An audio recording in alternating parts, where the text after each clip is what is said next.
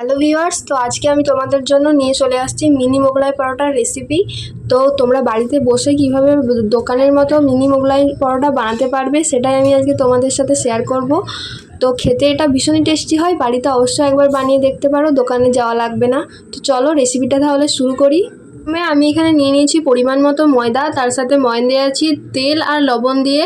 তো এটা দেখো এরকমভাবে হাতে হাতে ডেলা বেঁধে দেখতে হবে, এরকম হয়ে গেলে তারপর একটু একটু করে জল দিয়ে ভালো করে ডোটাকে মেখে নিতে হবে। আর মেখে নেওয়ার পর এটা আমরা রেস্টে রেখে দেবো আধা ঘন্টার জন্য। তো ততক্ষণকে আমরা বাকি জিনিসগুলো কমপ্লিট করি। এদিকে দেখো আমি এখানে পাউরুটি টোস্ট নিয়ে নিয়েছি, এগুলোকে এখন গুঁড়ো করব।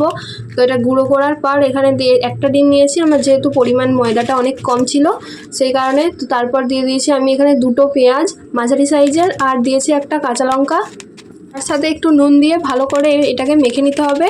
তো তারপর এখন রেস্টে রাখা ময়দাটাকে আমরা দেখব ঠিক এরকমভাবে হয়েছে কি না। দেখো আমার ময়দাটা কিন্তু খুব ভালোভাবে মাখা হয়ে গেছে। এখন এটাকে গোল গোল করে লেচি কেটে নেব, তারপর এটাকে বেলে নেব। তো আমার বেলাটা দেখে কেউ আবার হেসে ফেলো না, আমি বেলতে ভালো পারি না, তাও চেষ্টা করেছি।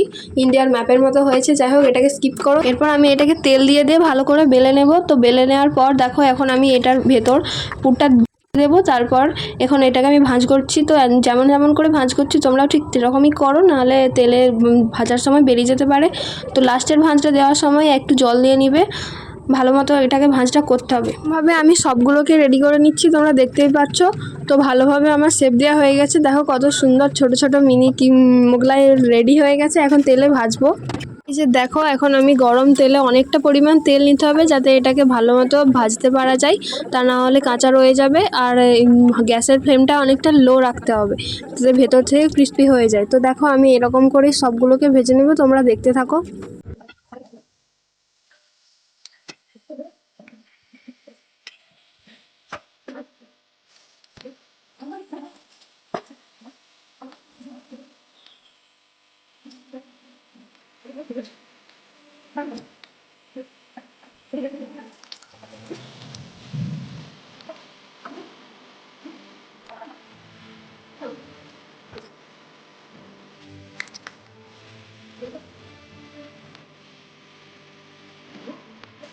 তো আমার মোগলাই এখন পুরোপুরি কমপ্লিট হয়ে গেছে, তোমরা দেখতে পাচ্ছ।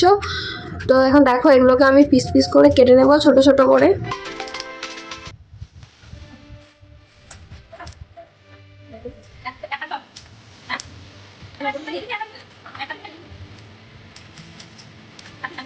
দেখতেই পেলে আমার মিনি মোগলাই পরোটা একদম রেডি হয়ে গেছে।